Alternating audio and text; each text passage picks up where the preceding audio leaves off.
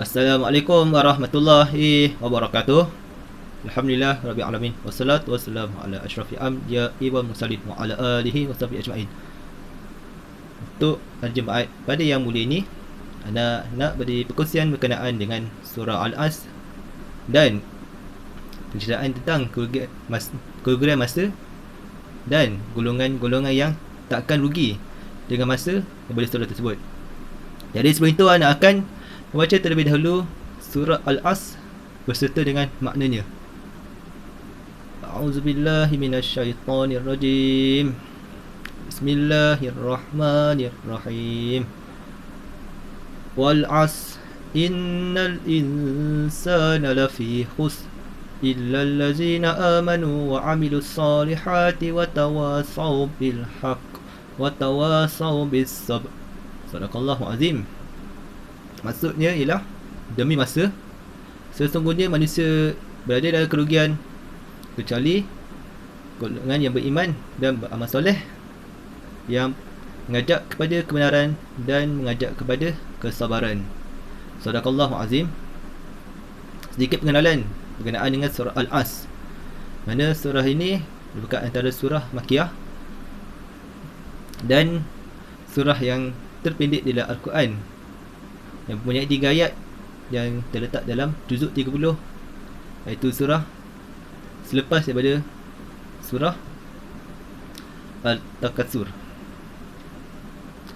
Menarik ini tentang surah ini ialah di mana surah ini kebiasaannya dibaca oleh kebanyakan orang di dalam solat kerana hendak terkejar-kejar melakukan urusan dunia, mana mereka ada urusan lain dari mana mereka solat seketika dan membaca surah ini lepas baca Al-Fatihah untuk memendekkan lagi ataupun memendekkan lagi masa solat, kerana hendak terkejar dengan beberapa urusan lain. Tetapi ramai juga tak sedar bahawa sebenarnya surah ini juga menceritakan tentang manusia yang menghadapi kerugian masa, iaitu kerugian masa baik dunia dan maupun di akhirat, tambah lagi dengan masa yang agak suntuk dan singkat di dunia ini. Jadi macam mana seorang itu menghadapi kerugian masa? Antaranya ialah orang yang menghadapi kerugian masa ialah masa seorang itu tidak berkat, mana tiada keberkatan masa pada diri seseorang itu, di mana antara sebab hilangnya keberkatan masa ialah mana terlalu sibuk dengan urusan dunia, terlalu terkejar-kejar sehingga kan tiada masa untuk meluangkan masa, tiada masa ataupun usaha untuk meluangkan masa beribadah seketika kepada Allah, selain menghabiskan masa dengan perkara yang sia-sia, apatah lagi perkara tersebut adalah perkara maksiat. Jadi dalam satu hadis Nabi SAW yang diriwayatkan oleh Bukhari, mafhumnya pada akhir zaman tak akan terjadi kiamat sehingga masa menjadi singkat kan. Masa menjadi singkat seolah masa setahun menjadi 1 bulan. Mana Imam An-Nawawi berkata antara sebab jadi sebegitu ialah tiadanya keberkatan masa, iaitu masa tiba hilang sebegitu saja dan rasa cepat kan, di mana kesan daripada tiadanya keberkatan masa, seorang itu menjadi rugi. Rugi sebab apa? Rugi sebab tak dapat meluangkan masa beribadah kepada Allah. Rugi juga sebab banyak menghabiskan masa dengan benda yang sia-sia. Bukan sahaja rugi di dunia, malah lebih teruk lagi jika kerugian tersebut dibawa ke akhirat, di mana apatah lagi kalau seseorang itu diseksa ataupun dicampakkan ke dalam neraka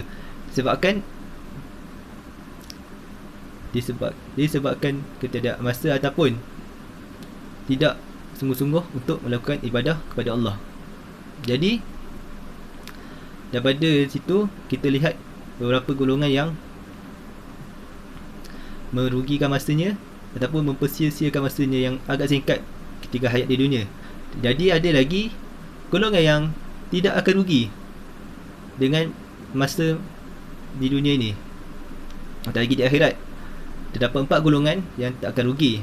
Pertama ialah golongan beriman, kedua golongan yang beramal soleh, golongan yang mengajak kepada kebenaran, dan tak sekali yang mengajak kepada kesabaran.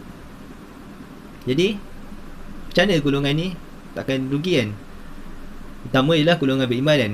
Golongan beriman, dia sedar bahawa masa di dunia ni sangat singkat, di mana dalam masa yang singkat tu dia kena untukkan masa dia, mempunyaikan masa dia untuk beribadah dan melakukan amal soleh di dalam masa yang agak singkat ni, di mana dia sangat jaga masanya, sangat keris ataupun sangat berhati-hati dengan masanya, supaya masanya tidak tersia-sia begitu saja, ataupun tidak rugi begitu saja dengan masa yang singkat ini. Dan yang kedua ialah golongan yang beramal soleh. Itu yang beramal soleh bukan sahaja melakukan ibadah semata-mata, melakukan amal soleh lain semata-mata saja, tetapi dia juga yang berusaha untuk mempertingkatkan lagi dan memperbaik pulih lagi, ataupun mengupgrade lagi dan menambah baik lagi amalan dia, menjadi amalan yang lebih berkualiti di samping amalan yang diberkati. Dan ketiga ialah golongan yang mengajak kepada kebenaran, iaitu golongan yang mengajak yang lain kepada kebenaran agama, ataupun agama yang benar, iaitu Islam.